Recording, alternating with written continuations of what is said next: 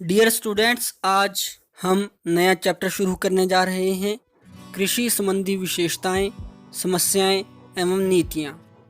Features, problems and policies of agriculture. इसके तहत हम पढ़ेंगे कृषि से क्या अभिप्राय है, व्हाट इज़ एग्रीकल्चर, कृषि का भारतीय अर्थव्यवस्था में महत्व, importance of agriculture in the Indian economy, भारतीय कृषि की विशेषताएं, फीचर्स ऑफ इंडियन एग्रीकल्चर, भारतीय कृषि की समस्याएं, प्रॉब्लम्स ऑफ इंडियन एग्रीकल्चर और कृषि के विकास हेतु अपनाए गए उपाय अथवा नीतियां, मेजर्स और policies employed to develop agriculture. तो शुरू करते हैं हम। कृषि क्या है, व्हाट इज़ एग्रीकल्चर। कृषि एग्रीकल्चर एक ऐसा विषय है जो हमसे आपसे सबसे जुड़ा हुआ है।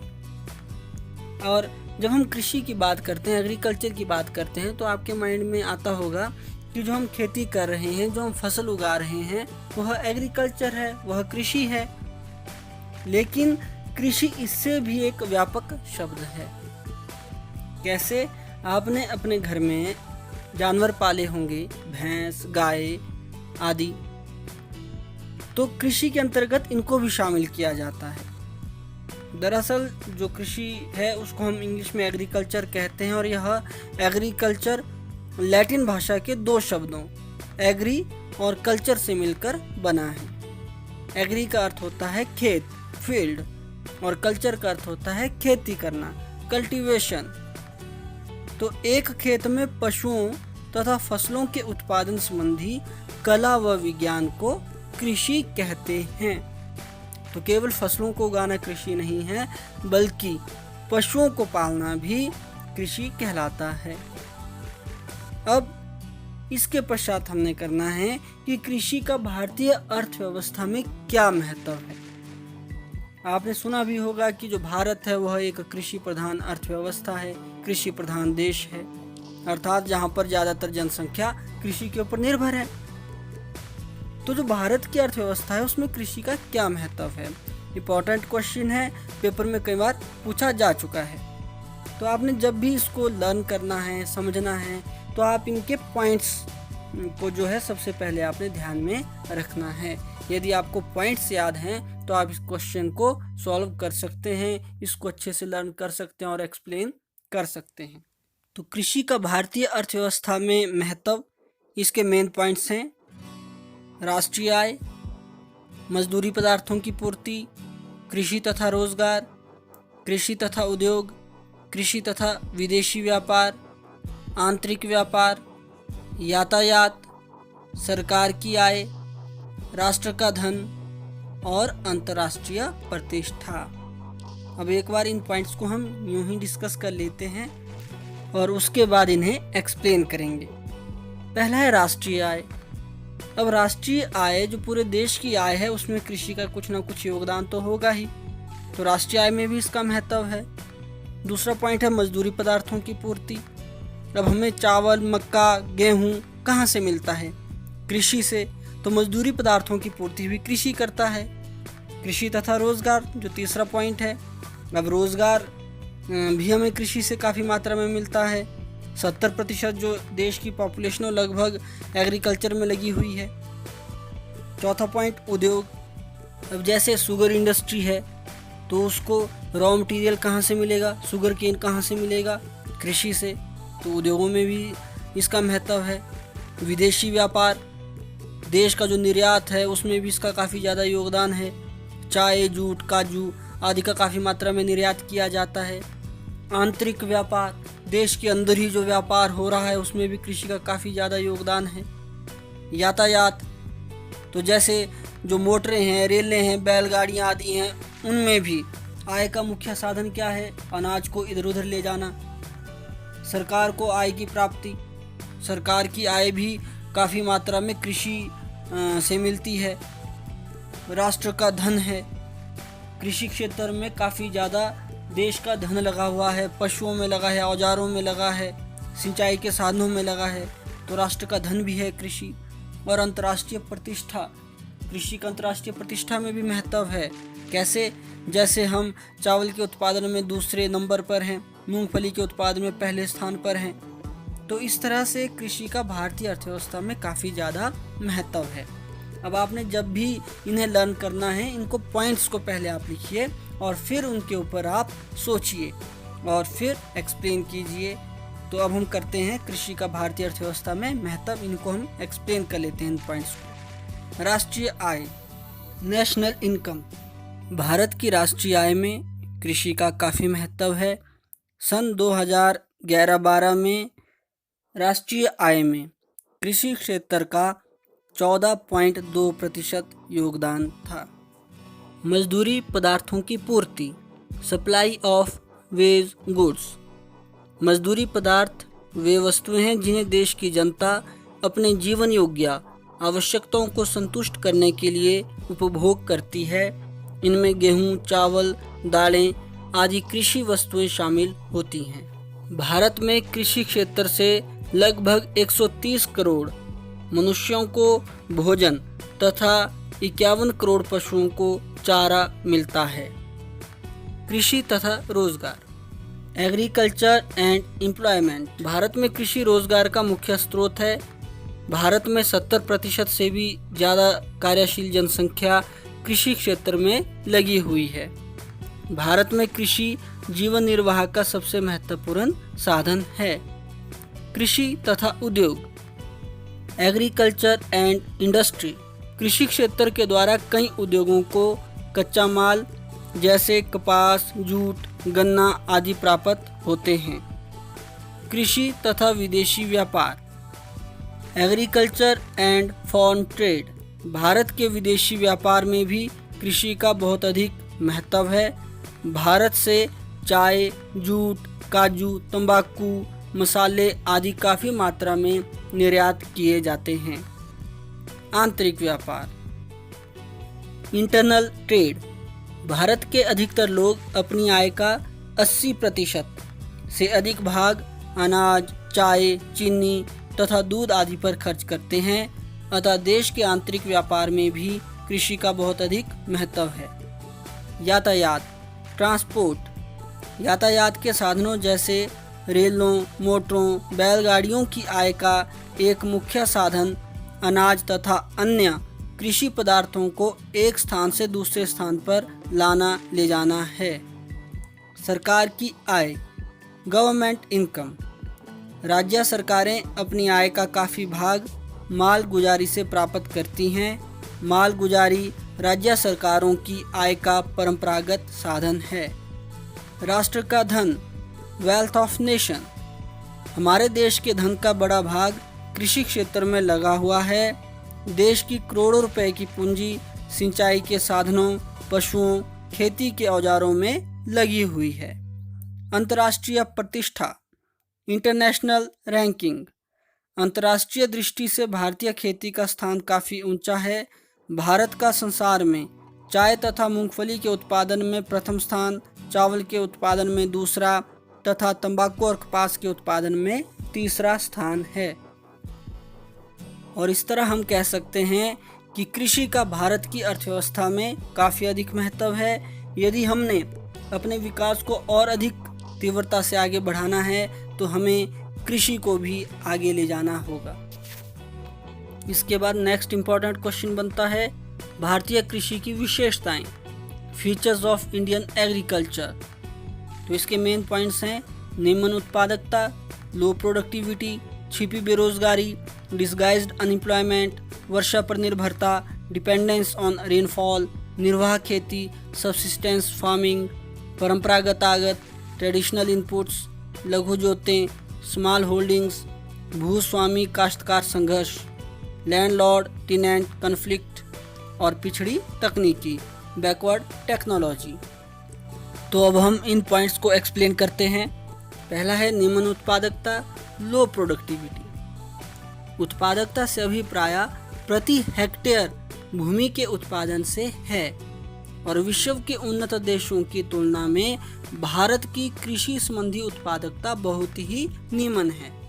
अप्रैल 2014 के आंकड़ों के अनुसार चावल का उत्पादन भारत में प्रति हेक्टेयर 3.6 टन था, वहीं पर चीन में 6.8 टन था, जबकि वियतनाम में 5.8 टन था। गेहूं का उत्पादन भारत में 3.1 टन प्रति हेक्टेयर था, जबकि चीन में 6.5 टन और यूके में 9 टन प्रति हेक्टेयर था। छिपी बेरोजगारी, डिस्गाइज्ड अनएम्प्लॉयमेंट। छिपी बेरोजगारी एक ऐसी स्थिति को कहते हैं जिसमें बेरोजगारी गुप्त होती है। तो यह भी भारतीय अर्थव्यवस्था की एक विशेषता है कि इसमें छिपी बेरोजगारी पाई जाती है। छिपी बेरोजगारी उस स्थिति को कहते हैं जहां भूमि पर काम करने वाले व्यक्तियों की संख्या आवश्यकता से अधिक होती है, अतः यदि कुछ व्यक्तियों को वहां से हटा दिया जाए तो भी उत्पादन में कोई गिरावट नहीं आती। वर्षा पर निर्भरता, डिपेंडेंस ऑन रेनफॉल। भारतीय कृषि वर्षा पर बहुत अधिक निर्भर होती है और यह वर्षा अनिश्चित होती है। अच्छी वर्षा का अर्थ है अच्छी फसल तथा कम वर्षा का अर्थ है कम फसल। निर्वाह खेती, सब्सिस्टेंस फार्मिंग। भारत में खेती मुख्यतः निर्वाह खेती होती है। किसान का प्राथमिक उद्देश्य अपने परिवार के जीवन निर्वाह के लिए उत्पादन करना होता है, ना कि लाभ कमाने के लिए। परंपरागत आगत, ट्रेडिशनल इनपुट्स। भारत में अधिकतर किसान परंपरागत आगतों में विश्वास रखते हैं, जैसे खाद के स्थान पर गोबर का प्रयोग करना। लघु जोतें, स्मॉल होल्डिंग्स।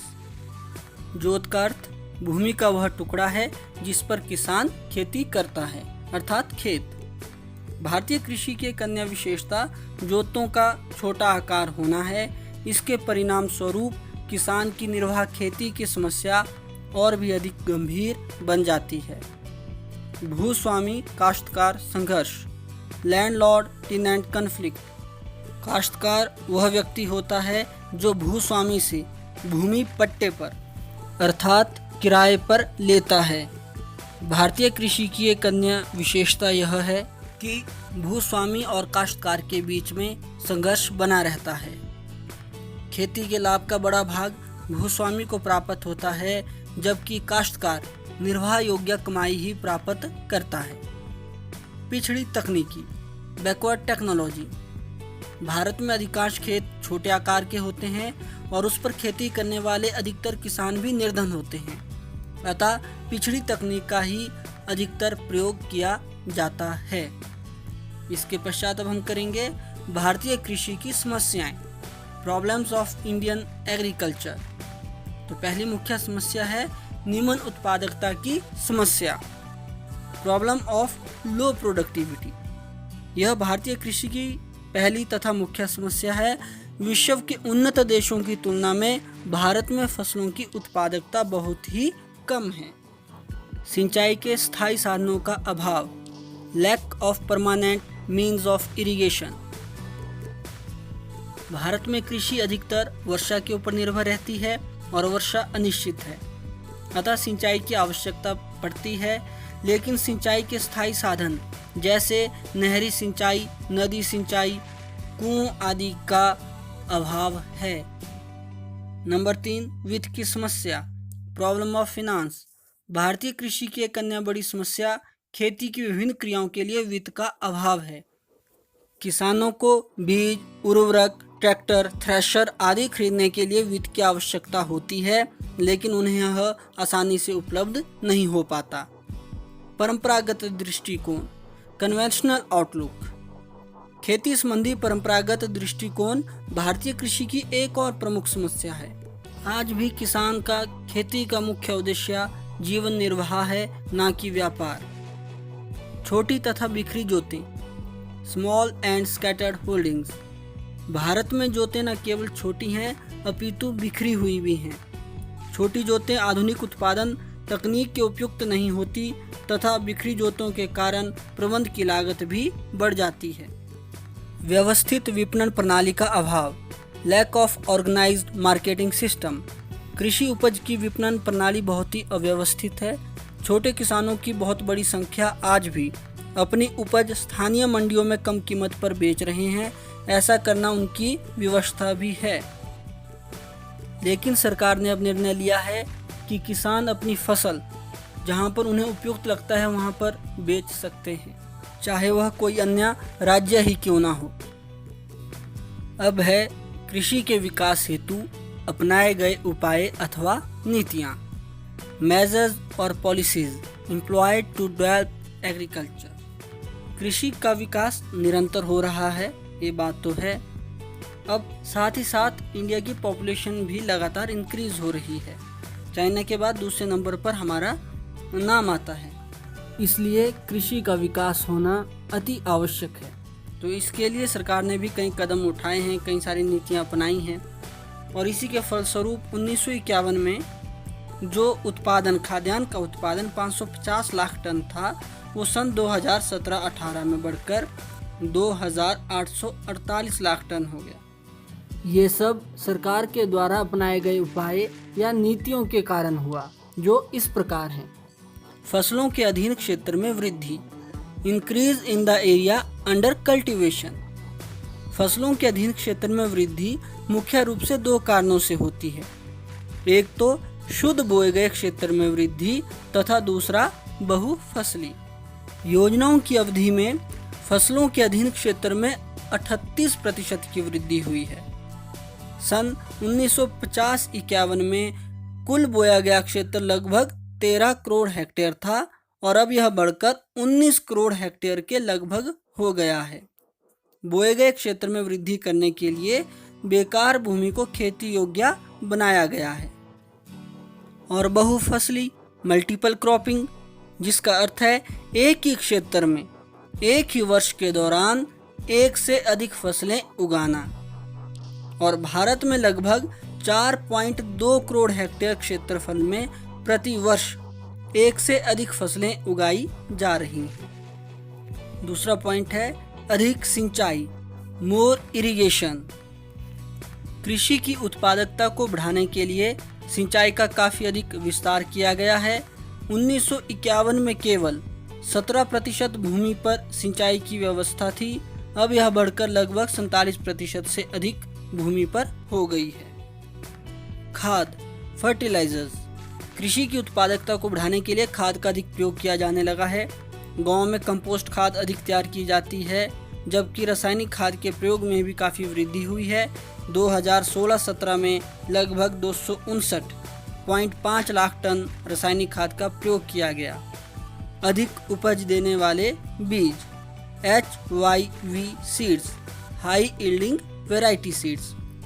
सन 1965 से भारतीय कृषि में अधिक उपज देने वाले बीज उपजाए जा रहे हैं। कृषि उपज में वृद्धि के प्रमुख साधन सिद्ध हुए हैं। गेहूं, बाजरा, चावल, मक्का, ज्वार आदि के लिए विशेष रूप से अधिक उपज देने वाले बीज तैयार किए गए हैं। इनके अधिक उत्पादन तथा उचित वितरण के लिए राष्ट्रीय बीज निगम की स्थापना की गई है। पौध संरक्षण, प्लांट प्रोटेक्शन। फसलों को बीमारी तथा कीड़े मकोड़ों से बचाने के लिए काफ़ी प्रयत्न किए गए हैं। इसके लिए 14 केंद्रीय पौध संरक्षण केंद्र स्थापित किए गए हैं। वैज्ञानिक ढंग से कृषि, साइंटिफिक कल्टीवेशन। पंचवर्षीय योजनाओं में वैज्ञानिक ढंग से खेती करने पर बहुत अधिक महत्व दिया गया है। इसके अंतर्गत फसलों, उनकी किस्मों का चुनाव, भूमि की तैयारी, फसल हेर फेर, बीज का चुनाव आदि से संबंधित बढ़िया कृषि विधियों को अपनाने के प्रयत्न किए गए हैं। यंत्रीकरण, मैकेनाइजेशन। कृषि यंत्रों, ट्रैक्टरों तथा अन्य उपकरणों के प्रयोग को लोकप्रिय बनाने के लिए कई प्रयत्न किए जा रहे हैं और छोटे किसानों को सहकारी समितियों, सामुदायिक विकास खंडों तथा बैंकों से इन यंत्रों को खरीदने के लिए सस्ते ब्याज पर पूंजी प्राप्त होती है। कृषि भूमि का विकास, डेवलपमेंट ऑफ एग्रीकल्चरल लैंड। कृषि भूमि के विकास के लिए भी काफ़ी प्रयत्न किए जा रहे हैं। भूमि को समतल बनाने, उसे ढलान देने, कंटूर बनाने, सीढ़ीदार खेत बनाने आदि के प्रयत्न किए जा रहे हैं। भूमि सुधार, लैंड रिफॉर्म्स। संस्थागत तत्वों जैसे भूमि सुधार का भी कृषि के विकास में बहुत अधिक महत्व है और इसके लिए भी काफ़ी प्रयत्न किए गए हैं। जमींदारी प्रथा को समाप्त कर दिया गया है, काश्तकारी प्रथा में सुधार लाया गया है और भूमि की जोतों पर उच्चतम सीमा निर्धारित की गई है। नेक्स्ट है वस्तुओं की बिक्री में सुधार, इम्प्रूवमेंट इन एग्रीकल्चरल मार्केटिंग। कृषि वस्तुओं की बिक्री में सुधार का मुख्य उद्देश्य किसानों को उनकी उपज की उचित कीमत दिलवाना होता है। अभी हाल ही में सरकार द्वारा लिए गए निर्णय के अनुसार किसान अपनी उपज को कहीं पर भी बेच सकते हैं। कीमत समर्थन नीति, प्राइस सपोर्ट पॉलिसी। इस नीति के अधीन सरकार किसानों को उसकी उपज के लिए एक न्यूनतम कीमत देने का विश्वास दिलाती है ताकि किसानों की बाजार की अनिश्चितताओं से सुरक्षा की जा सके। साख संबंधी सुविधाएं, क्रेडिट फैसिलिटी। कृषि के विकास के लिए किसानों को कम ब्याज पर उचित मात्रा में कर्ज दिलाने के लिए सहकारी साख समितियों का विकास किया गया है। भूमि विकास बैंकों की संख्या में भी वृद्धि की गई है। इस समय देश में लगभग 95,000 प्राथमिक साख समितियां तथा 768 प्राथमिक सहकारी कृषि तथा ग्रामीण विकास बैंक कार्य कर रहे हैं। ग्रामीण क्षेत्रीय बैंक, रीजनल रूरल बैंक तथा किसान सेवा समितियों की स्थापना भी कृषि को साख सुविधाएं देने के लिए की गई हैं। कृषि विकास संबंधी बड़े कर्जों के लिए 12 जुलाई 1982 को राष्ट्रीय कृषि एवं ग्रामीण विकास bank, national bank for agricultural and rural development NABARD की स्थापना की गई। तो ये था कृषि के विकास के लिए अपनाए गए उपाय। अब यहाँ आपके सामने एक वर्कशीट कार्यपत्रिका दी गई है, आप इस कार्यपत्रिका को कीजिए और अब हम नेक्स्ट वीडियो में मिलते हैं जिसके अंतर्गत हम करेंगे कृषि वित्त, एग्रीकल्चर फाइनेंस और साथ ही साथ मुख्य भूमि सुधार, मेन लैंड रिफॉर्म्स। तो मिलते हैं नेक्स्ट वीडियो में। Till then bye.